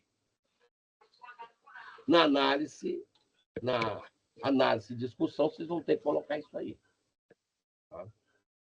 E aí a gente vai passar agora para quê? Para as referências. Tá? Primeiro, o que é referência? Tá? Referência é uma lista ordenada de documentos que foram citados pelo autor. Professor, o Adilson acho que quer fazer uma pergunta. Faça a pergunta, antes que a gente continue. Oi, professor. Boa noite. Boa noite. Em relação ao que o senhor estava falando sobre a pesquisa qualitativa, em relação a ser aberta ou fechada, numa tese de doutorado, pode-se incluir, pode-se considerar somente fechada, ou geralmente tem que ser as duas, ou precisa ter aberta? Não precisa. O senhor falou que a qualitativa vai... toda pergunta... Como é que eu posso dizer aqui? A qualitativa, ela vai analisar a qualidade, não é isso? Exato, qualidade. Então, por mais que você coloque as opções lá, então, neste caso, numa tese de doutorado, poderia se encaixar, então. Poderia. Olha só, uma pesquisa qualitativa, você avalia qualidades, tá? Você não avalia números, tá? Então, por exemplo, digamos que eu estou querendo... Vou dar um exemplo aqui bem fora da educação, mas que é um exemplo bom. Eu quero saber quantos quilos de adubo eu vou colocar, qual a quantidade de adubo que eu coloco para o feijão. Aí eu vou testar lá, eu planto o feijão, e nesse aqui eu boto 1 quilo, nesse eu boto 2 quilos, nesse eu boto 3 quilos, nesse eu boto 4 quilos. Nesse eu não boto nada. Olha, eu estou fazendo uma pesquisa quantitativa, porque eu estou avaliando o quê? Quantidade de adubo para crescer o feijão. Entendeu? Agora, se eu quiser fazer assim, eu vou plantar o feijão, esse aqui eu vou plantar na areia, esse aqui eu vou plantar na terra, esse aqui eu vou plantar dentro d'água, tá? Esse eu vou plantar num substrato. Ó, eu já estou fazendo uma pesquisa qualitativa. Eu estou estudando o quê? Se a terra, ou a areia, ou a água, quem que é melhor para poder plantar. Então, olha só, se eu estou estudando aqui, eu estou estudando se um prefeito, tá, é excelente, é bom, é regular e é ruim, eu estou fazendo uma pesquisa qualitativa, tá?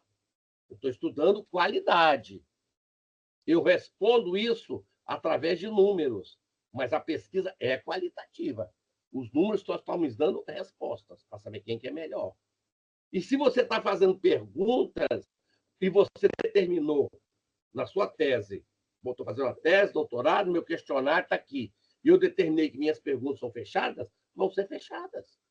Vão ser fechadas. Eu só digo o seguinte, que as perguntas semi-estruturadas, que sejam fechadas, porém com abertura para novas respostas, elas são melhores porque podem, muitas vezes, te dar uma qualificação da sua pergunta, uma melhor resposta da sua pergunta, entendeu? Onde você, às vezes, não tem a resposta para ela. Porque muitas vezes você coloca lá as respostas e bota nenhuma delas. Aí a pessoa responde nenhuma delas, porque ela tem uma outra resposta a colocar. Aí você bota assim, se nenhuma delas, qual seria? Aí o cara responde qual seria. Entendeu como é que é? Então, ele está dando uma abertura. Ou até mesmo numa entrevista, né? A pessoa vai falar o que ela acha que pode. Ela acha o que é melhor para ela, tá? O que é melhor para responder. Tá? Então, você tem essa liberdade. Então, assim, o senhor recomenda, no caso, que, por mais que coloque, você vai analisar ela de forma qualitativa, mas que dê abertura para ele colocar a possibilidade, ou dê abertura para colocar uma outra resposta que ele queira, é isso? Isso. Agora, isso é no questionário que você vai fazer lá na entrevista, na hora que você vai fazer análise de dados, você já acrescenta aquela resposta a mais. Você já acrescenta ela.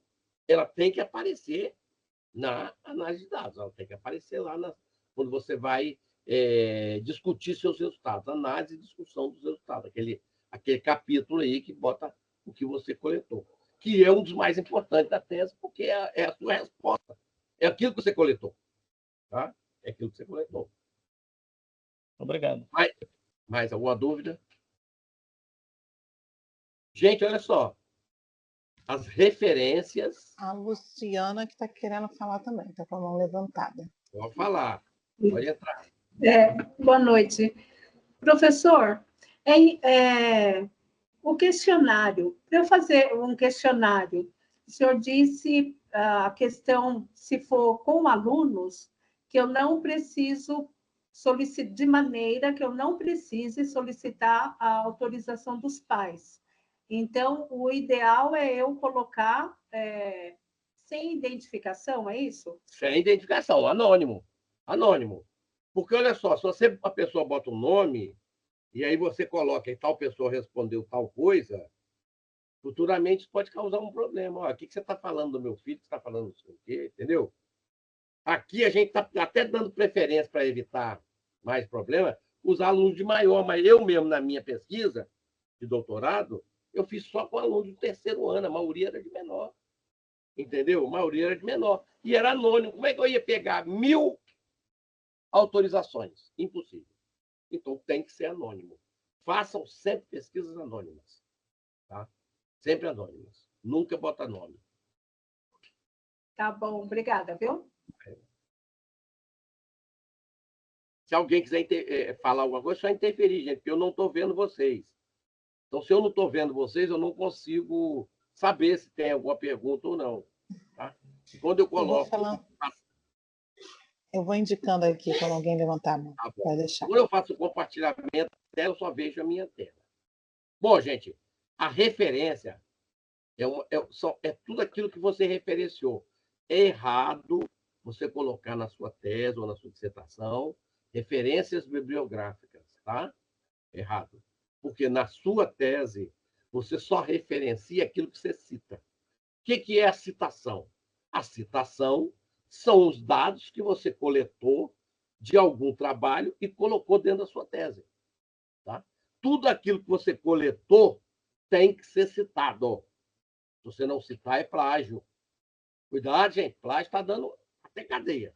Eu me lembro, quando eu fiz o doutorado, veio a notícia de que o ministro da Educação da Alemanha tinha perdido o título de doutor, porque a tese dele estava plagiada, 60% era plágio. Eu não vou nem acusar ele dizendo que é plágio. Pode ter sido o quê? Esquecimento. Você coletou de alguém, achou um texto bonito, botou na sua tese. Não citou. Você plagiou. Tá? Ninguém sabe se você esqueceu ou não. Então, se você citou, tem que referenciar. Tem que referenciar. Por isso, nas pesquisas, nos trabalhos de pesquisas, não é referências bibliográficas. É referência, aquilo que você se referenciou no seu trabalho. Se você não pode colocar uma referência que não foi citada. Eu já peguei em banca, gente, várias. Pego a referência das pessoas, tem várias referências que não existem. Por quê? Porque uma tese de mestrado, uma dissertação de mestrado, tem que ter pelo menos 50 referências. E hoje, doutorado, 70. Aí a pessoa faz, tá? E não consegue. Aí inventa algumas referências lá, mas eu li esse livro. Você leu, mas você não tirou nada dele? Não pode citar ele, não pode referenciar, não pode colocar na tese. Você só vai colocar na tese aquilo que você referenciou. Tá? E a bibliografia é considerada um levantamento de documentos relacionados com o tema abordado em uma obra, para que o leitor possa se aprofundar. Então, por exemplo, você escreveu um livro, aí você vai botar a bibliografia no fim. Você não vai botar as referências, porque no livro você não citou. Você escreveu um livro e leu vários outros livros para poder escrever aquele livro, né? O que você leu? Você bota na bibliografia. Tudo aquilo que você foi lá, que você consultou, que você colocou no seu livro, está lá na bibliografia. Então, referência bibliográfica é uma referência de livro. Hoje nós temos artigos, vários outros documentos que a gente cita, então é só referências, tá? E documento? Quem são os documentos? É suporte que você coleta dados, que você coleta informação, algum tipo de impresso, CD, algum eletrônico, internet, fitas, qualquer um. São chamados documentos que você pode referenciar dentro da sua tese, desde que você cita esse trabalho que você pegou, desde que você cite, tá, esse documento que você falou. Gente, como é que nós vamos fazer uma referência? Olha, temos uma norma para referência, não é chegar aí e fazer de qualquer maneira, não, tá? Existem os elementos que a gente chama de essenciais e os que completam. Quem são os elementos essenciais? São aqueles que são obrigatórios. Então, você tem que pegar o quê? Vai pegar a obra, você vai botar o autor, o título, subtítulo, se houver, tá? A edição, se houver, o local de publicação, se foi no Rio, São Paulo, cidade, hein, gente? Cidade, hein? Fortaleza. Não é Ceará, não, é Fortaleza. Tá? Não é Espírito Santo, não, Vitória. Tá? Depois, a editora você não escreve editora Atlas, você vai escrever só Atlas. A palavra editora não entra. Tá? A data de publicação, que saiu o ano. E agora está se colocando ao final o número de páginas, se for um livro. Ah, meu livro tinha 200 páginas, você vai botar 200p. Tá? E os elementos complementares são coisas que você pode colocar, número de páginas, volume. Aí é o caso, são os artigos, porque os artigos falam o número da página que você coletou, o volume, o título, a série, tá? Outras coisas que você pode colocar. Mas o importante é aquilo que é obrigatório, tá? O que é obrigatório. Então, você tem que entender como escrever. Tá? A regra. Na apresentação, deve-se obter a sequência dos elementos. Autor, título, subtítulo, edição, local de publicação. Casa publicadora, data e número de página. As referências deverão ser alinhadas somente à margem esquerda. Então, as referências não é justificada, né? A gente chama de dentada, só a margem esquerda. Tá? A pontuação é o recurso tipográfico para destacar o título da obra. Você vai botar negrito, grifado ou itálico. O que se usa, em geral, é negrito. Negritar, você vai negritar, se for o livro, você vai negritar o nome do livro. Tá? Nome do livro. Se for um artigo, você vai negritar a revista. E se for um congresso, você vai negritar os anais do congresso. Tá? Ou você usa negrito, ou você usa grifado, ou você usa itálico. O que se usa é negrito em geral. Ah, posso usar outro? Pode. Por exemplo, a BNT pede negrito. A APA pede itálico. Tá? Onde são as referências? Normalmente a referência é no final. Tá? Mas existem universidades que pedem referência em nota de rodapé. Acontece isso aí. Tá? Existem universidades que, se você está fazendo a tese em capítulos, ao final de cada capítulo, você coloca as referências. Tá? O normal é a lista de referências no final do trabalho. Acabou tudo, coloca. Tá? Pode anteceder também resumo, algum tipo de resenha. Tá? Mas o correto é sempre a última coisa. Lista de referências no final do trabalho. Você vai botar referências e vai colocar todas as suas referências lá no final. Tá? Como você transcreve? Bom, se só tiver um autor. Ó, outra coisa, gente, é em ordem alfabeta, hein? Referência em ordem alfabeta. Tá? Então, vamos botar, se só tiver um autor. Então, quando uma obra possui um autor, indica-se primeiramente seu último sobrenome, tá? Em letra maiúscula, seguindo por vírgula, e logo após as iniciais dos nomes em maiúscula. Se tiver 2 e 3 autores, você vai colocar cada autor separado por ponto e vírgula, tá? E vai citar os 3 autores. Tá?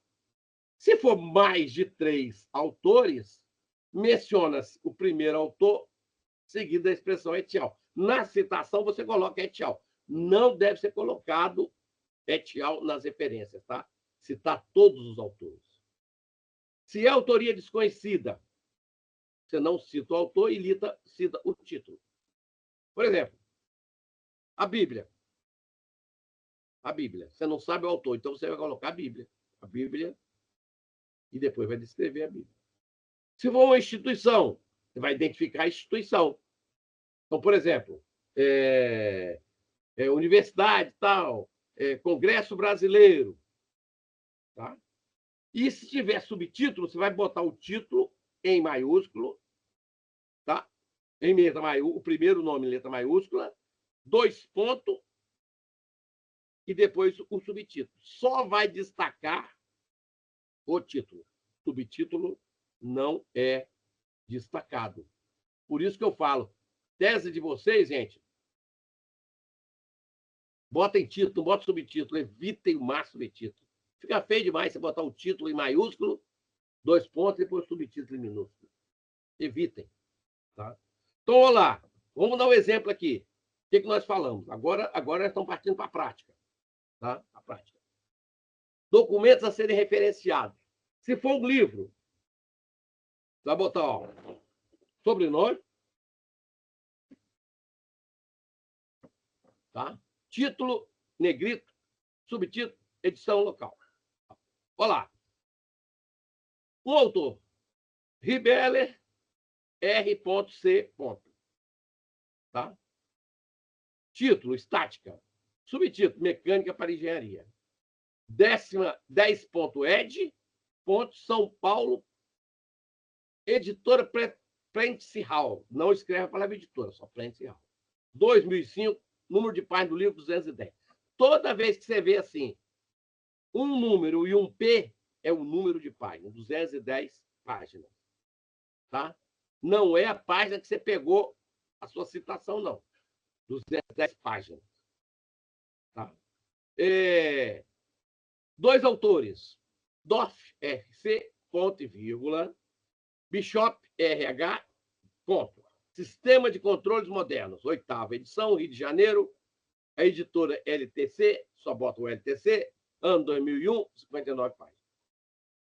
3 autores, Andrade, ROB, Tachizava, T, Carvalho, AB, Gestão Ambiental, Negritado, Enfoque Estratégico aplicado ao desenvolvimento sustentável. É o nome do livro, mas só o título que é Negritado. Segunda edição, São Paulo, Macron Books, 202, 80 páginas. Tá? Isso tem que ser observado, gente. Isso é regra. Isso é regra. Não adianta querer fazer diferente. Ah, professor, mas eu vejo lá Hibbeler, Ricardo Castro, escrito. Tudo bem. Só que se você fizer um escrito com os nomes integral, todos terão que ter os nomes integral. Não pode botar Hibbeler Ricardo e o outro Hibbeler R. Não pode. Tá? Ou você faz de um jeito ou você faz de outro. Então, eu recomendo sempre botar só as iniciais. Tá? Eles falam prenomes abreviados. A própria ABNT. Ah, é errado? Não, não é errado, mas vai te dar problema, tá? Vai ter lugar que você não vai achar o nome completo da pessoa, não. Bom, se tiver mais do que 3 autores, tá? Você pode coletar Coleman et al. Desenvolvimento orientado a objetos. O método, terceira edição, Rio de Janeiro, Campos, 1996, 105 páginas. Observação, devemos colocar todos os autores. Olha só, gente, os artigos hoje, as revistas não aceitam mais o et al. Nas referências, tá? Porque, olha só, pensa bem. Ah, você fez um artigo. Vocês estão em 5 fazendo o artigo. Aí, na hora de você publicar, o cara coloca o nome de uma pessoa só e et al. Quem que é et al? Et al. São os outros. Et al. Outros. Mas quem são esses outros? Lá na citação, você pode botar Coleman et al. Não tem o desenho, não. Coleman et al., 1996. Mas quando você vem para a referência, deve colocar todos os autores. Você não pode discriminar gente que trabalhou não aparecer. A pessoa quer ver o nome dele lá dentro. Tá? Tem que ter o nome de todo mundo aí dentro. Não vamos deixar sem. Vamos colocar todos os nomes. Tá? Hoje as bancas estão cobrando isso. Professor, o Adilson está aqui com a mão levantada. Não sei se ele desistiu, que ele baixou a mão. E a gente tem mais de 20 minutos aí, tá? Só para o senhor ter uma ideia do tempo. Estou acompanhando. O que ele quer saber? Ô, professor, novamente aí. Só uma perguntinha sobre a questão das referências e uma coisa que a gente observa, a questão do plágio. Quando a gente passa no nosso trabalho no plágio para fazer uma busca, uma análise, para ver se de repente não esqueceu, né? Ou deixou de citar alguém, há problemas, no caso, quando você faz uma citação da forma como você está falando aí, é incorreta, né? Ou usa um sobrenome, 2 sobrenomes, ou não. O próprio verificador de plágio, ele consegue identificar isso daí. A gente tem algum problema nesse sentido? Não, ele identifica porque já existe. Ele está falando, ó, gente, esse texto que você pegou aqui, já tem isso aqui nessa pessoa. Mas se você citou, não é plágio. Ele identifica, que o identificador de plástico, pelo menos um que eu conheço, ele coloca assim, em azul, aqueles textos que ele identificou, dizendo que alguém já falou aquilo ali. Se você citou, ok, você está garantido. Ó, eu peguei isso aqui desse livro, está aqui nesse livro, está aqui nesse artigo, ou está aqui, foi num congresso, está citado. Não foi eu que falei aquilo, porque se você falar, você tem que assumir o que falou. E se foi outra pessoa que falou, você está copiando o que outra pessoa falou. Então, você está plagiando. Tá? Então, mesmo quando esses detectadores de plágio pegam alguma coisa ali, se tiver citado, sem problema, tá? Não precisa se preocupar. Porque tem as citações diretas e as indiretas, né? A citação direta é aquela em que você está citando exatamente aquilo que está escrito. E a indireta você está citando com suas palavras. Então, pode ser coisas que você copiou do jeito que a pessoa falou e citou ela. Tudo bem, está citação direta. Tá? Você só não pode deixar sem citar. O importante é você pegar aqueles textos que deu em azul e falar, nossa, aqui eu não citei, tem que descobrir de onde que foi. Tá? Isso aí você tem que observar. Não vai deixar isso acontecer, não. Obrigado. Valeu. É isso aí. Bom, outra coisa que tem que ser colocada é a edição. Quando aparece uma indicação da edição, essa deve ser apresentada de forma abreviada. Então, você vai escrever 2.ed, você não vai escrever segunda edição, é 2.ed. Tá? Então, você vai botar isso aí. E o local? O local é sempre a cidade. Então, você vai colocar ali a cidade. Se você, naquele trabalho que você pegou, não tem a cidade, você pode botar assim, ó, entre colchetes SL, significa sine loco, sem local. Você pegou um texto na internet e não tinha local, tá? De um livro, o livro não falava. Você bota SQ, sine loco. Então, quando você bota o local, é sempre a cidade que aquele livro foi publicado. A casa publicadora. O que é a casa publicadora? É quem publicou aquele livro. Pessoa ou instituição responsável pela produção do documento. No caso de instituição, é uma editora, uma produtora, uma gravadora. O nome da casa publicadora é indicado sem as palavras que designam sua natureza, ou seja, editora, livraria, gravador, não bota. Você bota só o nome. E se você não tiver, às vezes um texto colocado, não foi publicado em casa nenhuma, você bota SN, Cine Nome, sem editora. Tá? Sem editora. Lembrando que você sempre vai colocar a casa que você publicou sem o nome editora, sem produtora, sem gravadora. E exemplo, por exemplo, se não tem casa editora, por exemplo, pode acontecer de você ter obras com mais de uma casa de uma casa publicadora. A Bíblia, por exemplo, não é só uma casa publicadora que tem, tá? Não é só uma pessoa, uma empresa que publica a Bíblia. Nós temos Bíblias publicadas de diversas casas, tá? Diversas casas. Então, você vai colocar a casa que publicou aquela Bíblia que você citou. Olha o exemplo, então. Ó. Alves LS. Composição visual como base teórica para o planejamento gráfico. Isso foi um capítulo de livro. Então, você bota metodologia da problematização. O livro foi metodologia da problematização. O capítulo lá dentro é composição visual. Tá? Aí você vai botar a página que está esse capítulo, local, ó, Londrina, tá? Editor UEL, tá vendo esse Ed aqui? Tá errado, isso não pode. É só o UEL. Só o UEL, não pode ter esse Ed. Eu botei aqui, ó. Tá? Não tem. Não vai colocar editora UEL. Tá errado. Tá?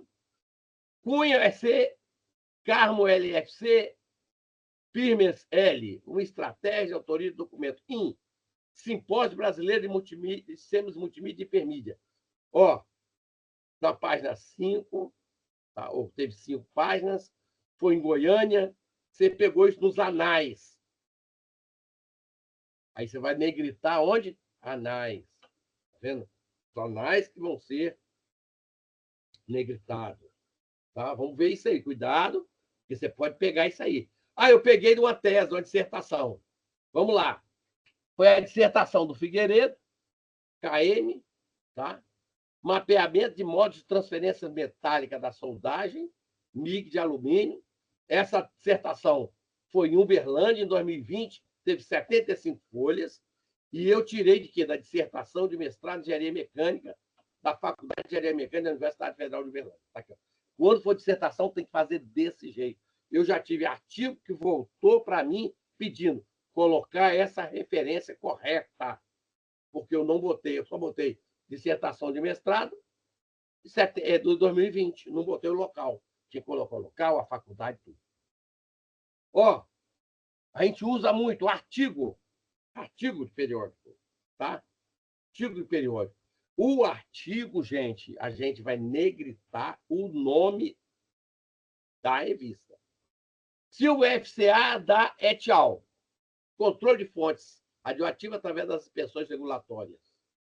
Soldagem e inspeção, São Paulo. Aí, quando é artigo, tem volume 6, número 6, página, volume, número, página. Setembro de 2000. Olha, duas coisas aqui. Uma grande quantidade de autores et al. Tá? Normalmente, botar todos os autores. Outra coisa, setembro de 2000. Para artigo, para a construção de um artigo, não se usa mais essa palavra, setembro. Você usa só 2000. Tá? Não precisa mais, não se usa mais. Agora, olha só. Eu peguei um artigo, gente, um artigo da China. Tinha 20 autores. Ping M, Xi M, Ming, não sei o quê, tudo assim. Não dá para você colocar 20 autores. Aí você tem que botar o et al. Aí não tem jeito. Tá? Se for um jornal, olha só, gente. Mesquita A fez uma reportagem falando sobre lagos que trazem um ambiente de calma e conforto ao sítio. Na Folha de São Paulo. Folha de São Paulo, negritado. São Paulo, Agrofolha, caderno 7, página 2, 9 de outubro. Aí você tem que botar a data, porque jornal saía todo dia. Então, você pegou isso no jornal do dia 9 de outubro de 2001. Tá? Então, também temos que observar esses dados todos. Não podemos deixar nenhum dado fora. Eu peguei, gente, de normas técnicas. Você vai botar. Eu peguei da BNT, Associação Brasileira de Normas Técnicas. Qual dela? A NB 9000 e os 9000. Norma de questão de qualidade e garantia da qualidade. Diretriz para a seleção e uso, Rio de Janeiro, 1990. Tá? Então, você tem que considerar isso aí. Foi uma entrevista. Você bota o autor, o nome da entrevista. Tá? Local e a data. Tem que botar. Você pode citar isso aí também. Você pode citar uma entrevista. Tá? Xerox T foi uma entrevista concedida a Clara Nunes Machado, em Curitiba, no dia 20 de setembro de 99. Tá? Entrevista que foi publicada. Você bota o autor, a entrevista, a guerra, foi publicada na revista Veja. Então, você vai botar Veja, São Paulo. Aí tem que colocar o volume, número e a data. Tá? Volume, número, a data e a página da entrevista. Aí bota embaixo, entrevista. Tá? Gente, eu posso becar. Hoje existe muito isso, né? CD, www. Esse tem demais. Demais. Hoje em dia, você pega lá, entrevista, pega na internet. Como é que eu coloco? Tá? Vou colocar o quê? Vou colocar o www. Tá? Pode ser de CD, pode ser de documentos online, tá? Que você vai botar. Só que, olha só aqui, hein, gente. Se for documentos online, vai botar quem fez, quem publicou, Alves MBM, Arruda SM. Como fazer referências bibliográficas, eletrônicas e demais formas de documento. Peguei isso aí, não foi? Se tiver o ano, você bota o ano. Vai ter que botar o ano aí. Se não tiver o ano, você tem que botar, tá? O ano seria o ano que você fez a consulta. Tá? E obrigatoriamente tem que botar onde você tirou. Então, você vai botar disponível em http www.bu.us, tal. E o acesso em 10 de novembro de 2005. Gente, vocês não vão coletar um dado de alguém que botou aí www e botar na sua tese lá, acesso em 10 de novembro de 2005. Nós estamos em 2024, hein? Aí você mostra que isso aí é uma cópia. Que você não foi nada lá. Tá? Não foi nada lá. Você vai botar a data até agora, hein? Vai botar o acesso 10 de novembro de 2005. Vai botar a data que você acessou agora. Tá? Olha lá. Caverna revela arte de 28 mil anos, na revista Isto É, São Paulo, 5 de julho, disponível em www, acesso 26 de novembro. Tem que colocar o www, se você não tem, tá? Se você tiver um e-mail, você perguntou ao seu professor te mandou um e-mail, você pode colocar lá, mensagem recebida por tal. Só que tem uma coisa, as mensagens por e-mail não são fontes formais. Isso aí não é formal. Por isso, não são recomendadas você colocar. Tá? Não são. A ABNT fala, mas não é recomendado colocar dados de e-mail. Não é recomendado você colocar. Tá? Então, não vamos colocar coisas. Ah, gente, eu fiz documento cartográfico, eu tirei do Atlas. Tudo bem, tudo bem. Quem escreveu esse ata? Foi Bochicho, VR, Atlas Mundo Atual. Esse Atlas foi publicado em São Paulo pela Atlas 2003. Esse Atlas aqui, gente, foi só uma coincidência, tá? Atlas é a casa publicadora aqui, não é? Não botei Atlas aqui porque vai ser Atlas, não. Tá? Eu vou até tirar para vocês não confundir. Tá?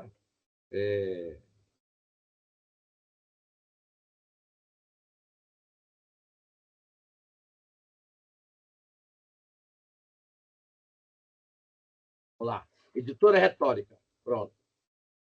Para não confundir que a Atlas era o Atlas. Então, o Bochicho, VR, Atlas Mundo Atual, São Paulo, Editora Retórica, em 2003 ela publicou esse Atlas.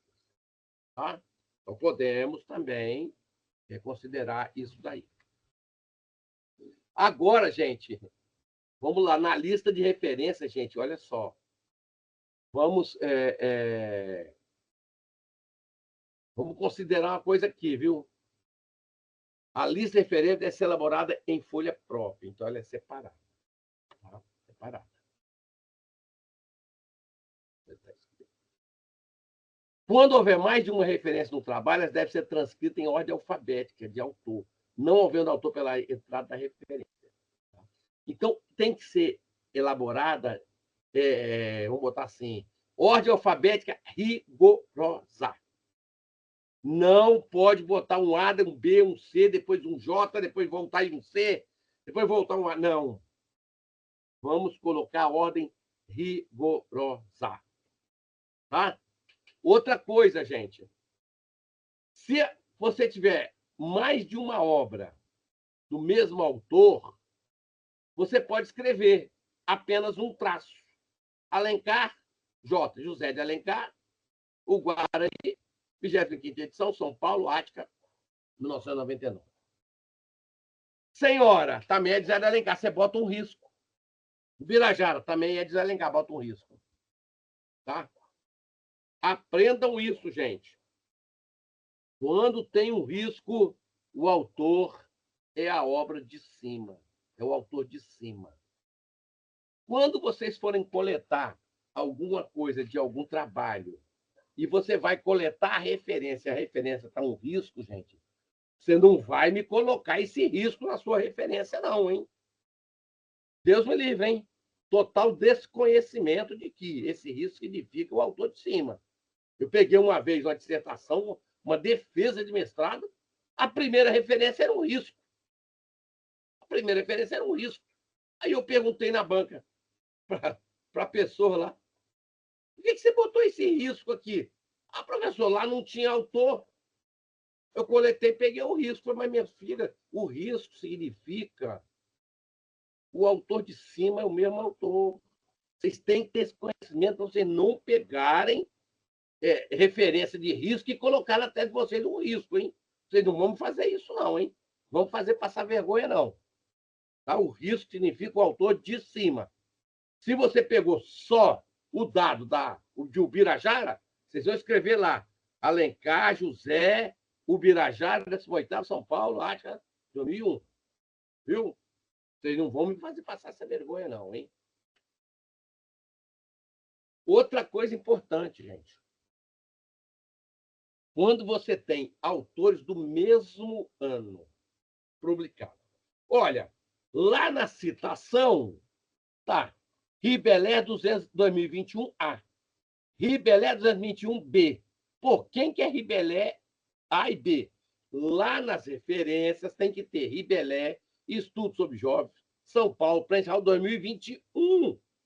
Ah, Ribelé, o mesmo autor, analisando comportamentos. segunda edição, São Paulo, Presencial 2021B. São 2 livros diferentes, mas do mesmo autor. Porque se você botar lá Ribelé 2021 e citar os 2 livros, você não vai saber de que livro que você tirou essa referência. Então, você, por favor, gente, quando você tiver 2021A, vocês sabem que a referência é aquela 2021A. 2021B, a referência é 2021B. Outra coisa, se você pegar um trabalho que tenha 2021A e 2021B, e você tirou aquela citação daquele trabalho e pegou a referência 2021A, vocês não vão colocar esse azinho, não, vocês vão tirar esse azinho, porque não tem o B. Só vai ter A e B se na sua referência tiver A e B. Se só tiver uma, tire esse azinho. Não vão colocar lá na referência o nome do autor, o trabalho, o ano A, se não tem B. Não vamos fazer isso não, hein?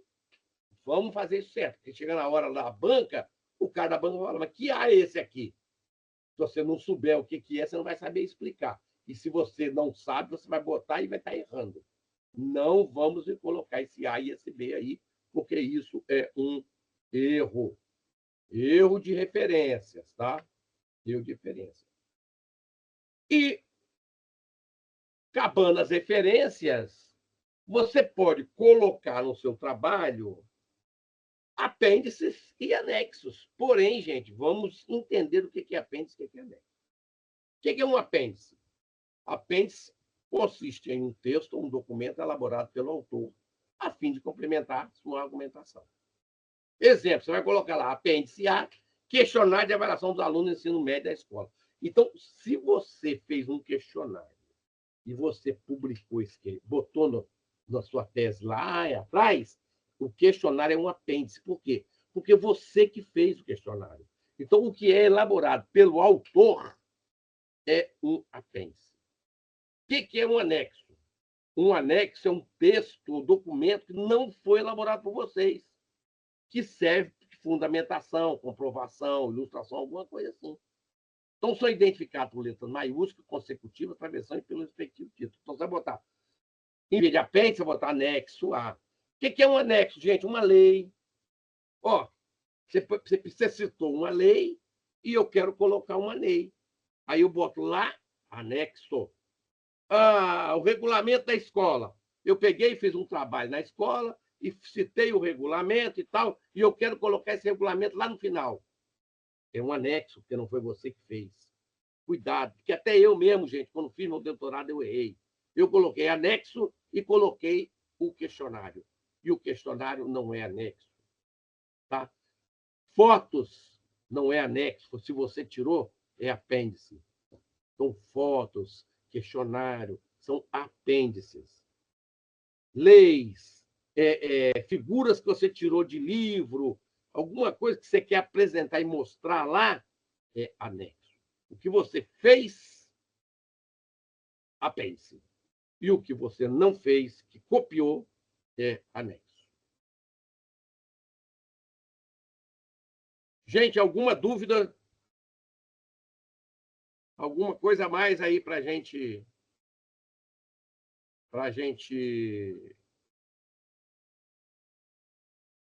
poder falar? Professor, meu nome é Mônica. Quando o senhor estava respondendo a Dilson, então surgiu uma dúvida também para mim, quando eu estava falando sobre essa questão de passar pelo o verificador de plágio, né? Por exemplo, isso saiu para mim até agora.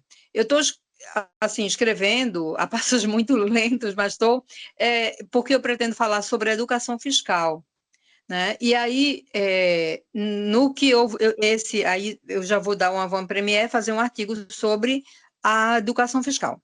Aí surgiu uma dúvida ali, quando ele falou sobre a verificação de plágio. Por exemplo, são 3 textos bases que eu vou sempre estar me retomando no meu artigo e posteriormente na minha tese, que é a BNCC, que é a PNEF, que é o Plano Nacional de Educação Fiscal, e o currículo de Pernambuco. Então, eu preciso muito estar falando, até porque eu já trabalhei como gerente da Secretaria de Fazenda do Programa de Educação Fiscal, aí eu tenho assim, um certo conhecimento de causa, né? Mas aí eu preciso, isso aí virou uma bíblia para a gente, que é o PNEF, o Plano Nacional de Educação Fiscal. Então, eu vou lá, muitas vezes eu estou lá transcrevendo, do meu modo, a PNEF, o que reza no Plano da Educação Fiscal, do Plano Nacional de Educação Fiscal. Se eu coloco, segundo, uma citação indireta, segundo a PNEF, tal coisa assim, então, eu não vou dizer aquilo que está exatamente textualmente no PNEF, mas, digamos assim, fazer uma contextualização. Eu posso fazer isso e não ficar citando o tempo todo o PNEF ou fazer uma citação, né, direta, mas para eu ficar utilizando esse texto do PNEF como base para digamos assim, fundamentar a minha teoria e a minha vivência. Eu posso dizer, segundo a PNF, segundo o BNCC, segundo o currículo de Pernambuco, e etc. e tal. Então, eu não corro esse risco de cair num plágio ou estar equivocado. Não, você tem que sempre estar citando. Segundo o BNF, entre parênteses, 2020, isso. Aí passou lá na frente de novo, você vai citar de novo. Aí você vai botar, também, cita o BNF, também cita, papapá. Ou cita o texto do final, entre parênteses, BNF 2020. Toda vez que você botar o texto tirado daí, você tem que citar. Você não pode botar o texto sem botar. Sempre você vai certo. ter que para a gente não ficar, porque assim, principalmente dentro do artigo, para a gente não ficar fazendo tanta citação direta, né? O artigo é pequeno, é menor. Exato. Então, eu gostaria de fazer desse jeito, e eu tinha essa dúvida. O senhor me tirou agora. Obrigada. Isso. E foi muito, muito interessante sua aula. Muito obrigada. Citação direta e indireta tem que ser citada. Tem que ser colocada e depois bota na referência. Você pode ter 10 vezes, mas você vai botar uma vez só na referência. Você pode ter um artigo com 5 referências. Tudo bem. Você não precisa de botar. Eu citei 10 vezes, vou botar. Não, 10 vezes não, uma vez. Uma vez. Obviamente. Tá joia. Bom. Obrigada. Bom, professor, a gente até extrapolou nosso tempo hoje. Sem problemas. O importante é que os alunos saem com pelo menos um conhecimento básico, também lembrando que a gente está à disposição para tirar dúvidas futuras, tá? Não é só aqui, a gente está dentro do IEP para estar sempre ajudando os alunos aí na escrita, na confecção, tá? Independente de orientação ou não, a gente está aí à disposição. Tá bom? Com certeza contribuiu bastante. Isso ajuda bastante. Sempre tem alguns detalhes quando a gente está escrevendo, cada curso, cada aula, a gente aprimora mais, né? E muita coisa vai aparecer ainda. Na hora que estiver escrevendo, vai vir a dúvida. Vai ver que eles vão ver. Vão aparecer. Bom, então uma boa noite a todos, né? Agradecemos a sua disponibilidade, o seu tempo, a sua aula foi excelente. Muito obrigada. Ô, Glaucia, se os alunos quiserem os slides, tá? Está à disposição, tá? Sim, se o senhor puder fazer. Queremos sim. Queremos sim, com certeza. Que aí depois a gente passa para todos. Nós sempre queremos. Tá certo. Eu não recebi, Glaucia. Glaucia, sou Mônica, não recebi da aula passada da professora Ana Estela. Mas eu vou fazer o seguinte, amanhã não, que amanhã é feriado, né? Mas eu vou passar na quinta-feira um lembrete no WhatsApp. Tá. Eu também anotei aqui. Tá? Você me manda um e-mail pedindo, eu pego esses slides, eu passo para a PDF, para ficar leve, não ficar muito pesado, e mando para você. Sim. Pode deixar. Só me lembrar. Que ótimo. Tá. Quinta-feira a gente lembra, está anotado aqui, a gente não vai esquecer. Tá? Tá bom. Bom, gente, uma boa noite a todos.